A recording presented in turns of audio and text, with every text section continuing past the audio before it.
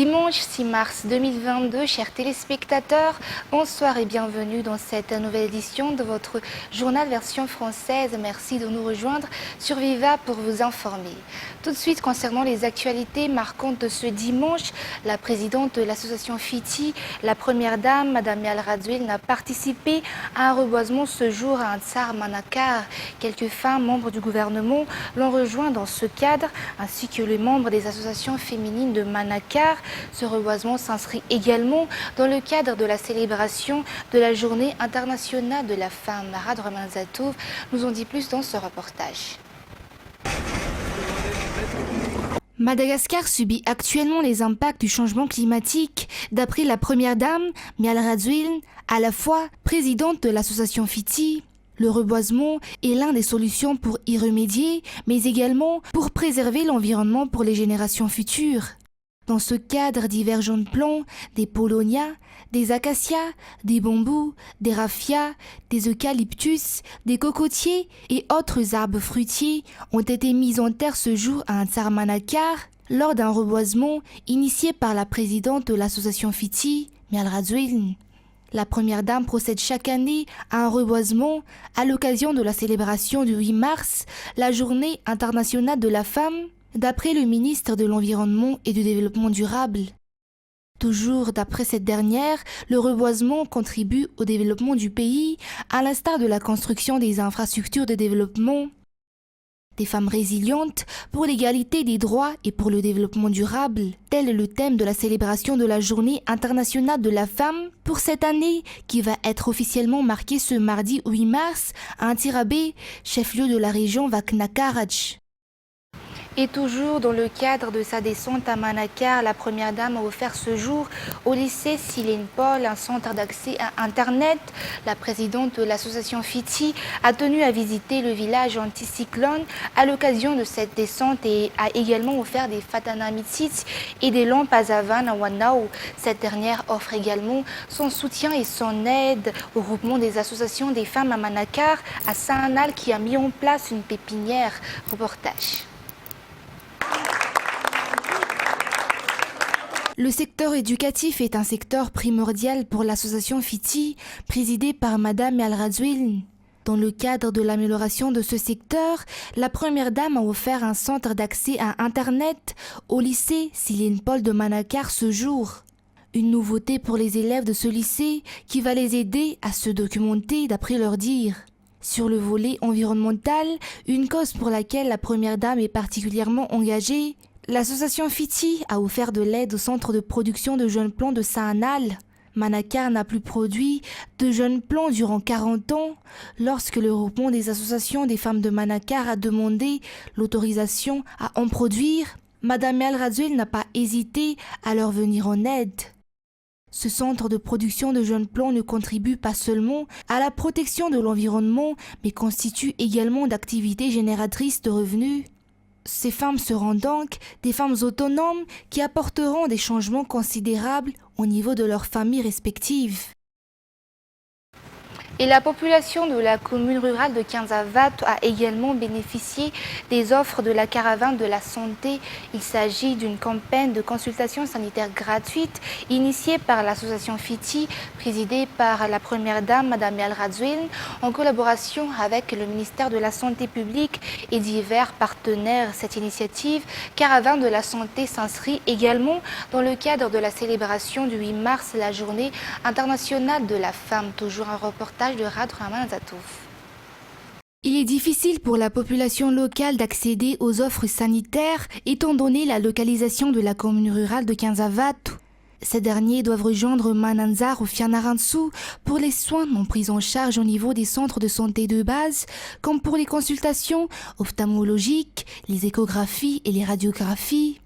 À l'occasion de la caravane de la santé organisée par l'association FITI avec le ministère de la Santé publique, la population locale a pu bénéficier de ces genres d'offres. Comme cette fille qui a enfin pu corriger ses lunettes de vue, il est primordial de se rapprocher de la population, souligne le ministre de la Santé publique, le professeur Ranjiamanathan Zeliarveilu.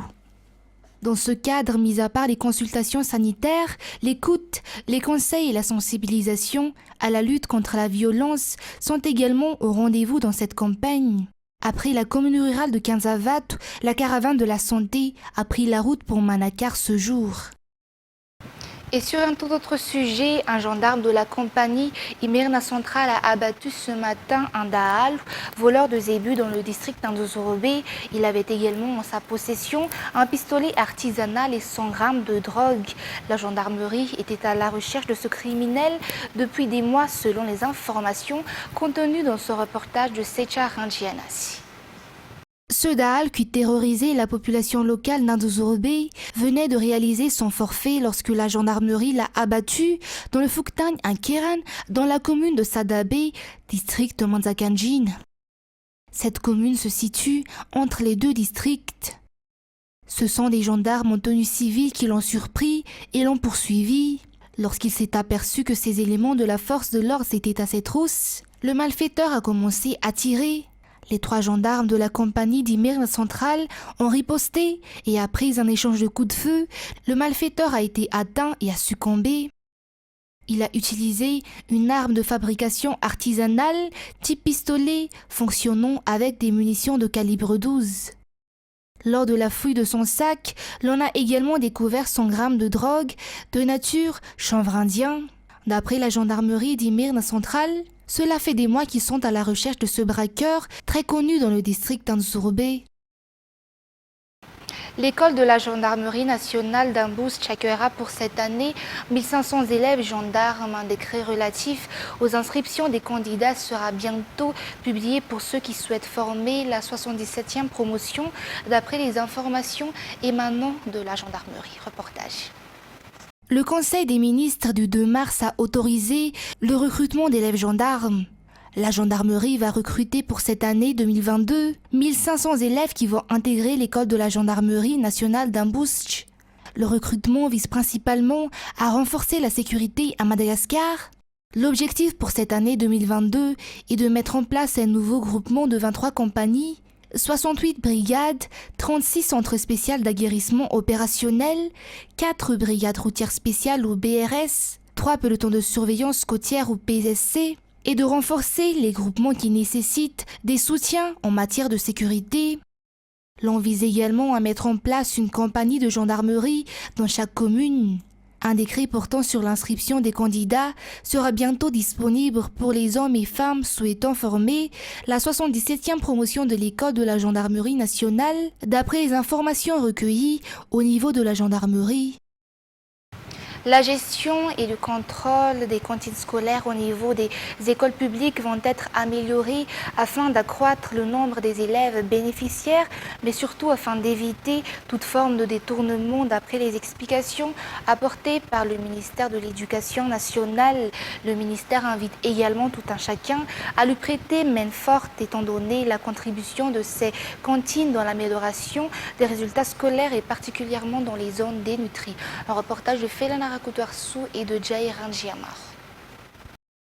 La cantine scolaire se présente sous 3 formes. Il y a la cantine endogène, issue de l'initiative des parents d'élèves, lesquels apportent leur aide conformément aux décisions prises lors de leur réunion.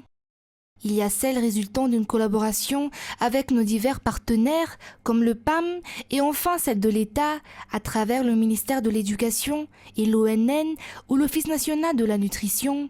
Si auparavant, 204 écoles, soit 102 000 élèves, bénéficiaient de la cantine scolaire, désormais, des efforts seront entrepris afin d'en augmenter le nombre.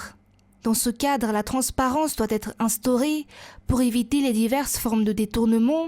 La gestion financière de la cantine scolaire va donc être améliorée, étant donné les faits constatés auparavant. Elle va être mise entre les mains du FEFI ou Farimoneza Kawantom Papanjsun Fanabeyazan et Nifuten, ou le programme Participation collective pour une année de développement de l'éducation de base. Toutefois, les cantines scolaires doivent se conformer aux consignes du ministère de l'Éducation nationale. Et concernant les actualités internationales de ce dimanche, selon le président ukrainien, les troupes russes se préparent à bombarder Odessa ce jour. La cité portuaire située sur la mer Noire constitue le principal point du transit maritime des Ukrainiens. Elle serait une prise de choix pour les Russes. Ce serait un crime militaire, ce serait un crime historique, a déclaré Volodymyr Zelensky dans un message vidéo. France 24.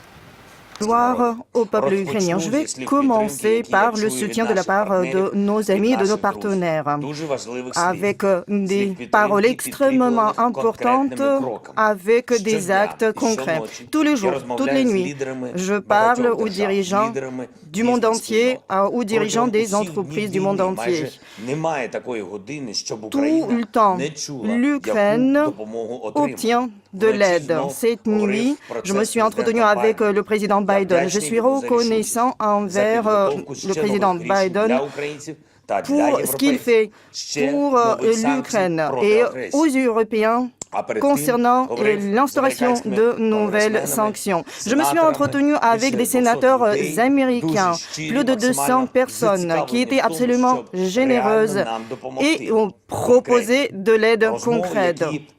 Ces déclarations nous renforcent puisque la lumière pourra l'emporter sur les ténèbres.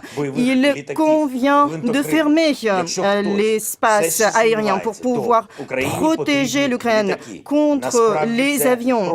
En effet, il convient d'avoir davantage d'avions pour pouvoir protéger le ciel de l'Ukraine et de l'Europe. J'ai parlé au Premier ministre australien pour justement approfondir les questions du soutien. Le Premier ministre de l'Albanie, d'Israël, de la Bulgarie nous ont promis du soutien. Nous aurons effectivement des missiles supplémentaires. Nous avons parlé de l'avenir qui nous attendra après la victoire. J'ai parlé avec des dirigeants des entreprises les plus importantes dans le monde et l'aide du monde d'entreprise peut proposer une double protection, même une triple protection. Les Ukrainiens, nous avons déjà choisi notre avenir. Par contre, ce qui importe, c'est de tenir aujourd'hui, c'est de tenir cette frontière entre la vie et l'esclavage. Ce n'est pas uniquement notre choix. New York, Zurich, Paris, Lisbonne, Zagreb, Munich, des milliers de personnes ont manifesté à travers le monde hier en soutien au peuple ukrainien à la suite de l'appel à la solidarité du président Volodymyr Zelensky. Reportage. Des dizaines de milliers de drapeaux aux couleurs de l'Ukraine, un peu partout sur la planète ce samedi. Comme cette marée humaine à Times Square à New York, adultes et enfants ont investi la rue en solidarité avec le peuple ukrainien pour adresser un message aux dirigeants internationaux.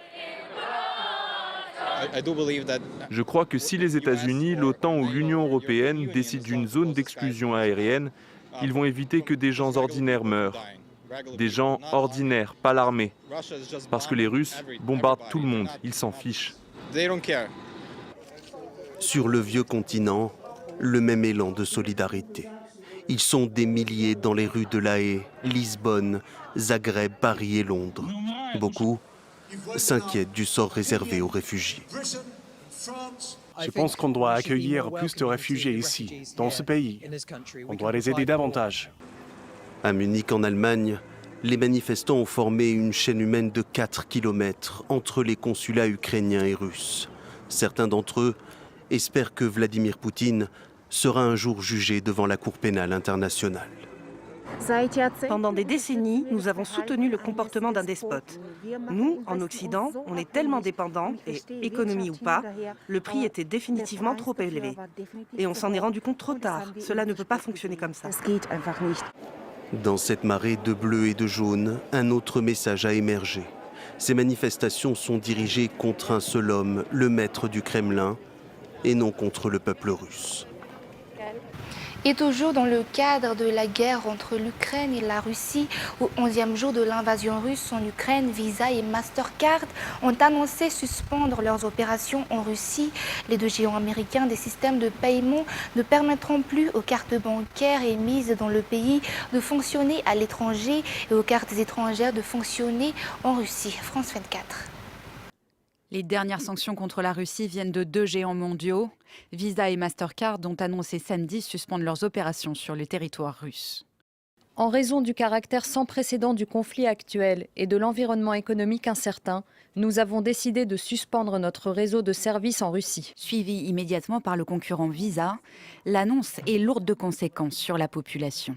Très concrètement, en termes de conséquences pour les Russes et pour la population russe, c'est une incapacité, par exemple, d'honorer des achats qu'ils pourraient faire à l'étranger. Les cartes Mastercard et Visa pourront continuer à être utilisées sur le territoire russe par des Russes et exclusivement en Russie, ce qui vient parachever cet isolement et cette autarcie du système bancaire russe. Depuis le début de la guerre en Ukraine, de nombreuses entreprises se retirent de Russie. Vendredi dernier, les géants du luxe LVMH, Hermès et Chanel ont annoncé la fermeture temporaire de leurs magasins sur le territoire. Ces sanctions du secteur privé s'ajoutent à la pression exercée par les puissances occidentales. Exclusion partielle du système SWIFT, gel des avoirs et boycott commercial, des mesures inédites sur lesquelles mise l'Occident pour obtenir le retrait des forces russes sans avoir à intervenir militairement. Et c'est également avec ce reportage que nous terminons l'édition d'aujourd'hui. Tout de suite après cette édition, vous avez rendez-vous avec le premier film de la soirée, Love Tactic. Merci de votre fidélité et passez une excellente soirée sur Viva.